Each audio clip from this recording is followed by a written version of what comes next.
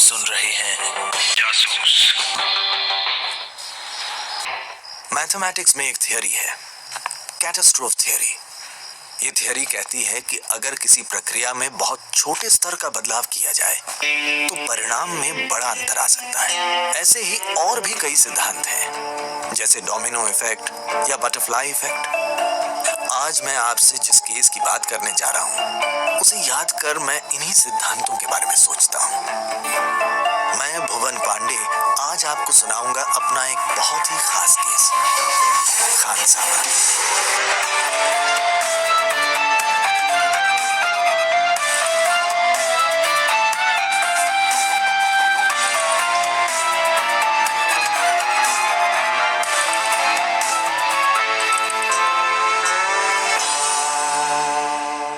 सन 1988 भारत ने तमिल आतंकवादियों के खिलाफ श्रीलंका को लड़ाई में साथ देने का वादा कर लिया था और तत्कालीन प्रधानमंत्री महोदय एक नया जंतर लेकर आए थे जिसका नाम है कंप्यूटर।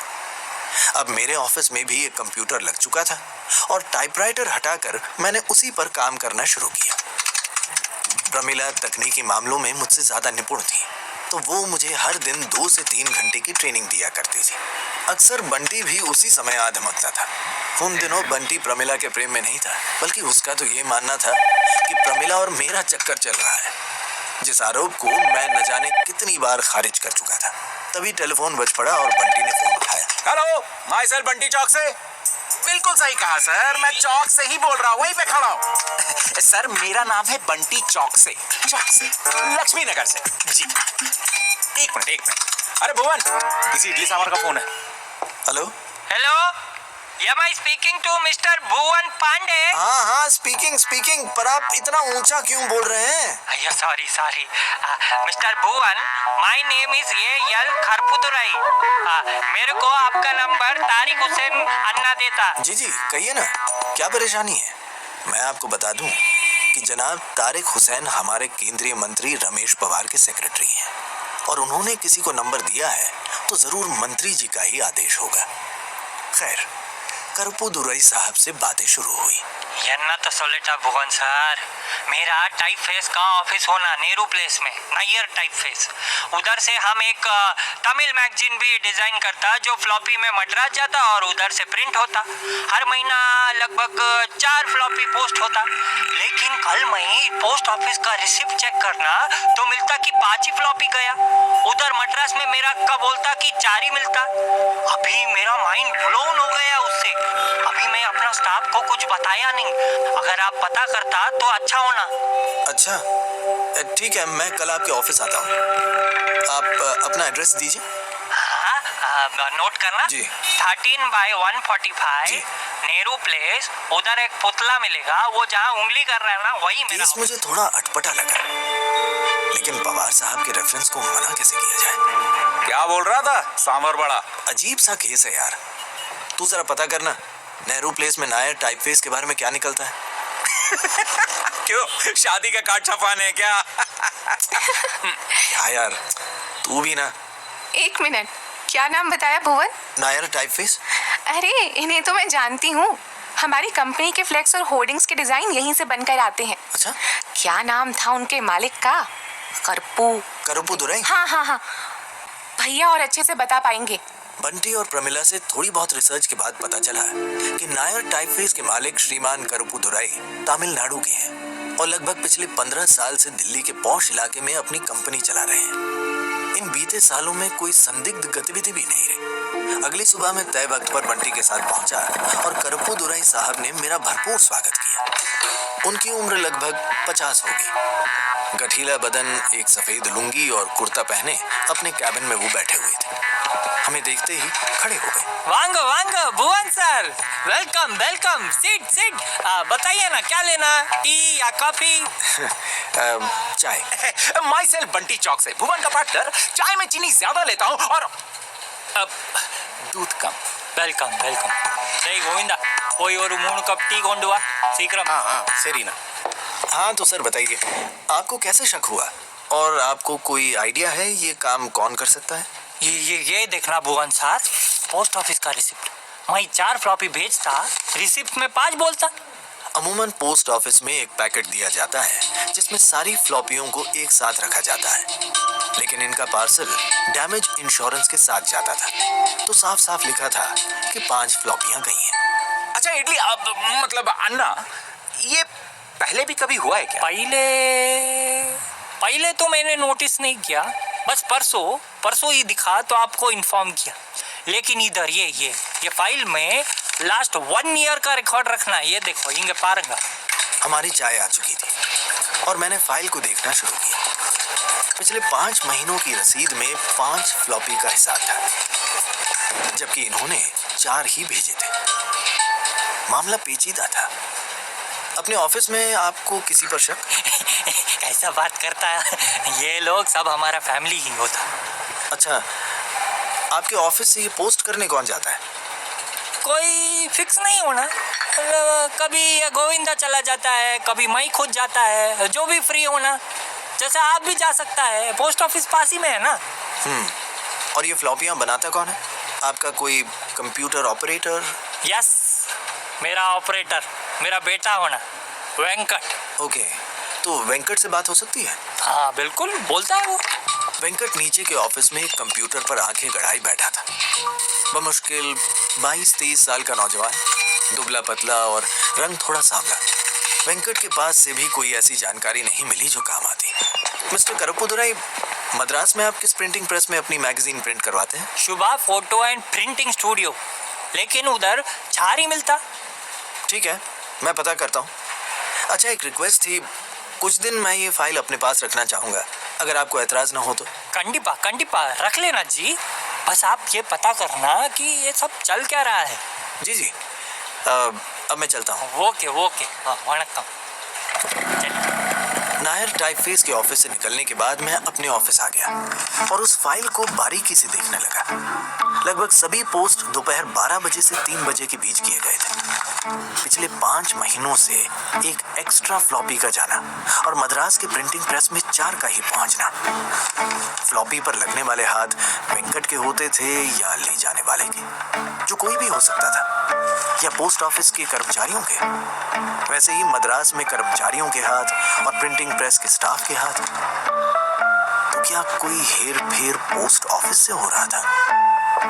इसी उधेड़-बुन में मैं वापस नेहरू प्लेस पोस्ट ऑफिस के लिए रवाना हुआ। जाते जाते बंटी ने रमेश पवार के ऑफिस में फोन करके इत्तला कर दिया कि मैं पोस्ट ऑफिस में कुछ पूछताछ करूंगा, तो उन्होंने भी अपने एक कर्मचारी के हाथों अपनी चिट्ठी वहां भेज दी। पोस्ट ऑफिस के हेड क्लर्क श्रीमान अजिताभ मिश्रा ने भरपूर कोऑपरेट भी किया। मिश्रा जी, मुझे आप बताइए कि आपके पास से हर महीने लगभग कितने लोग अपनी पोस्ट का बीमा करवाते हैं, मतलब सेफ्टी के लिए? बहुत से लोग होते हैं जो कुछ टूटने फूटने वाला चीज़ भेजते हैं, तो वो जो है अमूमन बीमा करवाते हैं। और उनमें से कितने लोग फ्लॉपी भेजते हैं? हाँ, अब भाई हर महीना लगभग 40-50 फ्लॉपी हो ही जाता है बीमा होकर।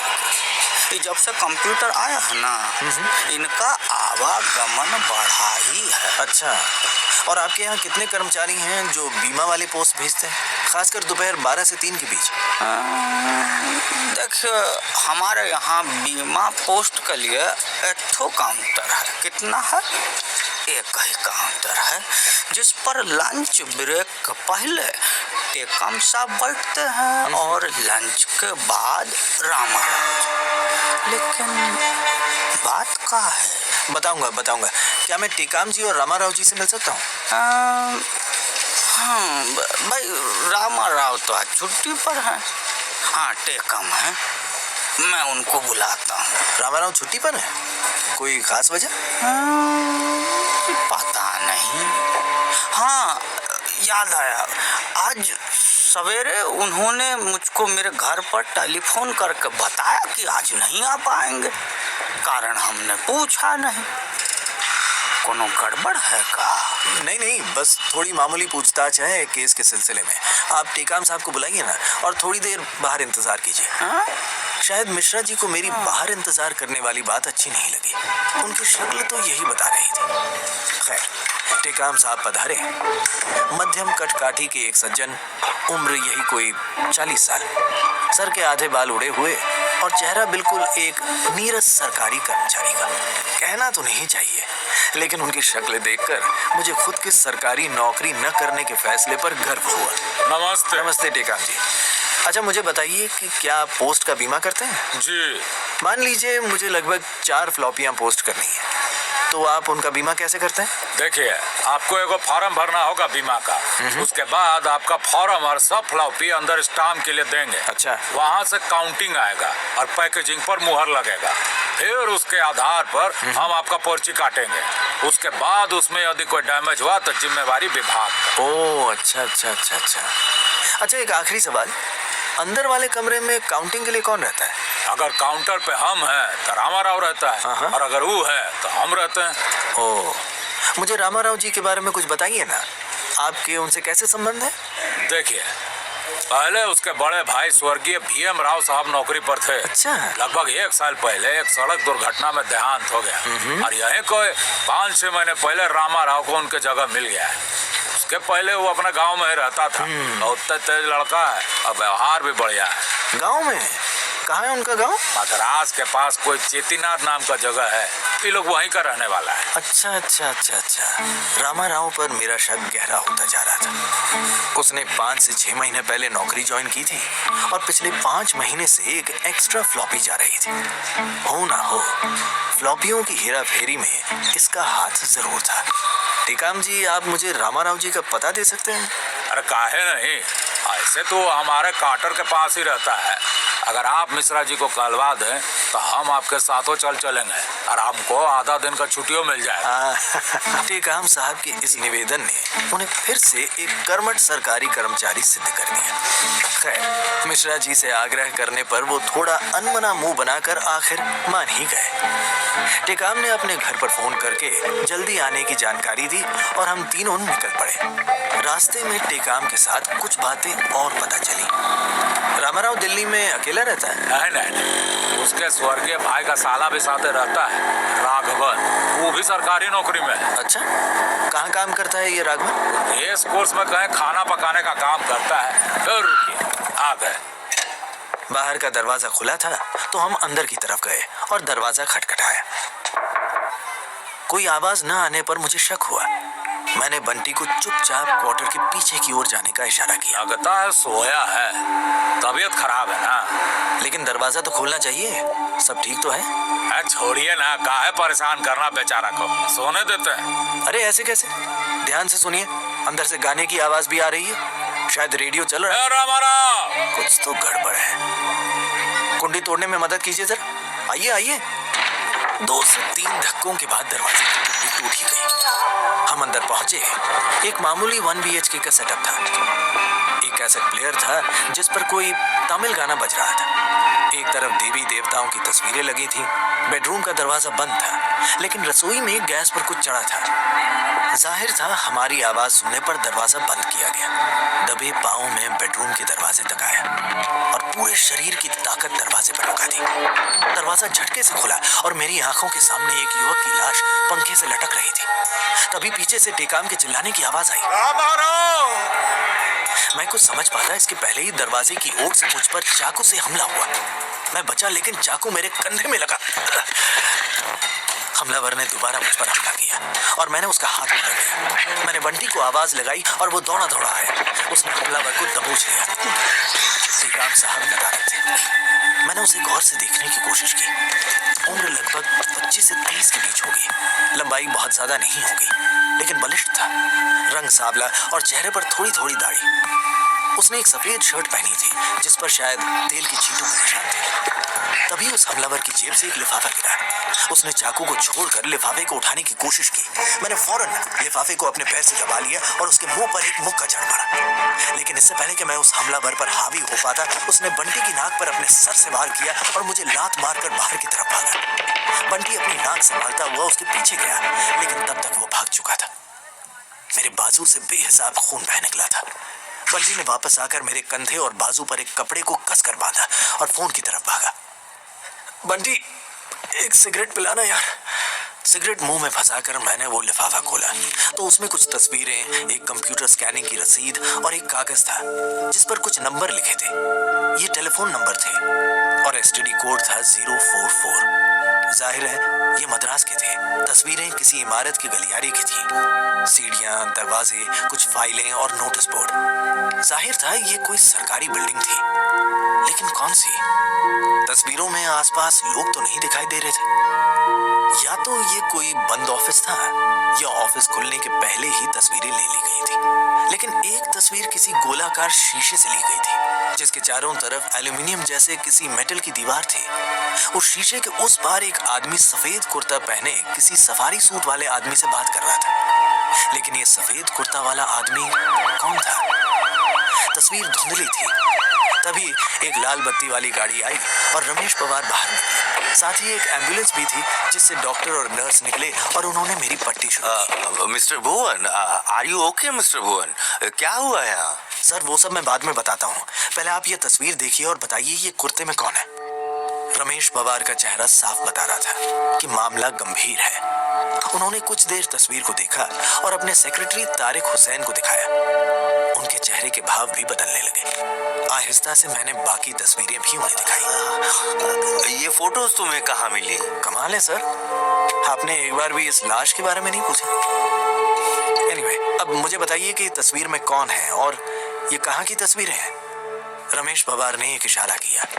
मेरे और बंटी के अलावा सबको कमरे के बाहर भेजा गया और दरवाजा बंद हुआ। तो ये सफेद कुर्ते में तो हमारे प्रधानमंत्री हैं और ये तस्वीरें उन्हीं की आवाज की हैं। उत्तरी मतलब राघवन उनकी जासूसी कर रहा था। कौन कौन कौन? जिसके पास से ये तस्वीरें मिली हैं। अब आप मुझे बताइए कि ये गोल खिड़की कौन सी है जहाँ से ये तस्वीर ली गई है? ये तो ऐसी खिड़की वहाँ सिर्फ एक ही जगह है, किचन में। तुमने क्या बताया ये राघवन कहाँ काम करता है? रेस कोर्स रोड में खाना पकाने का काम करता था। प्रधानमंत्री आवास, 7 रेस कोर्स रोड। भुवन, अगर ये तस्वीरें हमारे दुश्मनों तक पहुंच गई तो? सर पिछले 5 महीनों से ऐसी तस्वीरें और न जाने क्या क्या हर महीने मद्रास जा रहा है, आपकी नाक के ठीक नीचे से। और ये तस्वीरें भी फ्लॉपी में दाखिल हो चुकी हैं। लेकिन भुवन, 1 महीने से उस सांबर बड़ा ने अपना पोस्ट तो भेजा ही नहीं है। मतलब कि ये जानकारी अभी भी राघवन के ही पास है। हाँ, लेकिन वो कभी भी पोस्ट कर सकता है देश के किसी भी पोस्ट ऑफिस से, फिर वो कभी पकड़ा नहीं जाएगा। हमारे पास यही मौका है। सर मुझे आपकी मदद चाहिए। हाँ, कहो ना भुवन। मुझे मद्रास की टेलीफोन डायरेक्टरी और वहां से 10 किलोमीटर के रेडियस में हर पोस्ट ऑफिस पर एक आदमी चाहिए जो आने वाली हर फ्लॉपी की जांच कर सके। हो जाएगा। ओके, और बोलो। इस रसीद में एक स्कैनिंग की दुकान का पता है। उससे ये पूछताछ करनी होगी कि क्या उसने एक फ्लॉपी राघवन के लिए बनाई और वो कौन सी कंपनी की फ्लॉपी डिस्क इस्तेमाल करता है। सर मुझे ये पूरी जानकारी 1 घंटे में चाहिए, वरना वो पोस्ट कर देगा और हम कुछ नहीं कर पाएंगे। ठीक है, तुम घबराओ मत। मैं अभी पुलिस को इत्तला करता हूँ। ओके, लेकिन भुवन, ना जाने कितनी खुफिया जानकारियां जा चुकी हैं, ये नहीं जानी चाहिए। रमेश पवार ने पुलिस को चारों तरफ फैला दिया और इधर एम्बुलेंस आ चुकी थी तो मेरी पट्टी हो रही थी। बंटी मेरे पास आकर बैठ गया और जो शुरू हुआ कि खत्म ही नहीं हो रहा था। खेलेंगे या तो डिशुम चल रही है। इस सांबर बड़े ने तो फंसा ही दिया। क्या सांबर बड़ा लगा रखा है? वो करप्पू दुराई है, करप्पू दुराई, सांबर बड़ा नहीं। अरे भैया, आराम से कर, आराम से। क्या भाई साहब बंगाली क्लिनिक चलाते हो क्या? नहीं ना? अरे तो फिर ढंग से करो ना पट्टी। यार भुवन, तेरे भाई को एक चीज समझ में नहीं आ रही है। हमारे अलावा किसी चिलगोजे को ये नहीं पता था कि हम कहाँ जा रहे हैं। फिर ये सब हुआ कैसे बेटा? अरे हाँ, ये तो मैंने सोचा ही नहीं। हम दोनों के अलावा और किसे थी ये जानकारी? Oh no! चल! मैंने पट्टी आधी छोड़ी और बंटी के साथ दौड़ पड़ा। 2 घर बाद टीकाम का घर था। हम दोनों दौड़कर उस घर में घुसे। दरवाजा बंद था तो मैंने दरवाजा पीटना शुरू किया। बंटी दरवाजे के पास वाली खिड़की पर खड़ा हो गया। अंदर से सहमे कदमों के साथ टीकाम बाहर की तरफ आया और आवाज लगाई। कौन है? टीकाम साहब, मैं हूँ भुवन। रामाराव जिंदा है। क्या? ये तो अच्छा खबर है। अब बस 2 मिनट दीजिए, हम अभी आते हैं। टेकाम के कदमों की आवाज से पता चला कि वो खिड़की की तरफ आ रहा था। बंटी मुस्तैद खड़ा था। टेकाम ने जैसे ही खिड़की से बाहर झांकने की कोशिश की, बंटी ने उसका कान पकड़कर जोर से। टेकाम दर्द से फड़फड़ा उठा। अरे कहाँ जा रहा है ताऊ? चल अपने पप्पा को आवाज दे और किवाड़ खुलवा के उससे कि उसके जाने का टाइम हो गया। चल। अरे तू देख कर रहा है, हमारा कान नोच के रख लेगा ये आदमी। अरे जल्दी दरवाजा खोल। राघवन ने दरवाजा खोला। अब मामला साफ था। इस पूरे कांड में टेकाम भी शामिल था। थोड़ी देर में पुलिस आ गई और दोनों को पकड़ लिया गया। लेकिन जाने के पहले मैंने पवार साहब के सामने टेकाम का पूरा कन्फेशन सुना, और वो मैं अब आपके साथ साझा करता हूँ। असल में राघवन एलटीटी के साथ काम करता है और इधर रामाराव का नौकरी लगा तो काम का बहाना मार के आ गया। उधर राघवन का भी टेम्पररी नौकरी लगा दिया प्रधानमंत्री आवास में, तो ई हुआ से प्रधानमंत्री पर नजर रखने लगा। इसका पूरा इंफॉर्मेशन फ्लॉपी में करके राघवन हमको देता था और हम इसको झोल झाल करके कोई फ्लॉपी का पार्सल में छुपा के मद्रास भेज देते थे। प्रधानमंत्री का हत्या का प्लान यही दिल्ली में होना है। ये लोग उसी के लिए अपना तैयारी कर रहा है। हम तो बस पोस्ट करने में मदद किए, हम कुछ नहीं किया साहब। ज्यादा से ज्यादा हमको नौकरी से निकाल दीजिए, हम वापस जहानाबाद चले जाएंगे, खेती बाड़ी कर लेंगे, बस जेल मत भेजिए, विनती है। अरे अरे अरे अरे इतनी विनती मत कर, मेरी आंखों से खून निकल आएगा। चल बे। और रामाराव, उसे क्यों मारा? इस पूरे प्लान में वो क्या कर रहा था? अरे कुछ नहीं साहब, हमको तो कुछ नहीं पता था, लेकिन जब आप पुलिस परमिशन लेके हमारे पास आए तो हमको लगा कि हम फंस जाएंगे, इसीलिए रामाराव को फंसाने के चक्कर में राघवन को बोल के उसको लटकवा दिए। अरे बुड़बक सब करने के बाद भी वही बैठल रहा, उसी में फंस गए। दिल्ली में और कितने हैं राघवन जैसे? पता नहीं सर, लेकिन बहुत हैं। इंस्पेक्टर साहब, इन्हें यहाँ से ले जाइए आप। गुड जॉब भुवन। लेकिन तुम्हें टेकाम पर शक कैसे हुआ? सर, इसका क्रेडिट बंटी को ही जाता है। मैंने तो ध्यान ही नहीं दिया था। दरअसल जब हम टेकाम के साथ पोस्ट ऑफिस से निकल रहे थे तब उसने घर फोन करने का बहाना बनाया था। जरूर तभी उसने राघवन को इत्तला कर दिया होगा। यहाँ हमला होने के बाद हम यही सोच रहे थे कि हमारे अलावा और किसी जानकारी थी इस पते की, तो शक सीधा टेकाम पर गया। आई सी। जैसा कि टेकाम ने बताया, राघवन जैसे दुश्मन के और भी कई जासूस दिल्ली में मौजूद हैं और उन्हें पकड़ना बेहद जरूरी है, और वो सिर्फ तमिल हो ऐसा भी जरूरी नहीं है। ओके, मैं चाहता हूँ भुवन कि तुम ये केस हैंडल करो। ओके, और जो भी मदद चाहिए वो तो मेरी तरफ से मुहैया हो ही जाएगी। खैर, ये किस्सा जैसे तैसे सुलझ तो गया, मगर मैं उस हत्या को टाल न सका। या ये कहिए कि मैं उस पेड़ की जड़ तक पहुंच तो गया था, मगर उसकी तह में छिपे सर्प को देख नहीं पाया था। और मैंने तो जड़ का सिर्फ एक हिस्सा ही काटा था। ये मेरी जिंदगी की सबसे बड़ी हार का कड़वा सच है, जिसने मुझे बहुत कुछ सिखाया भी।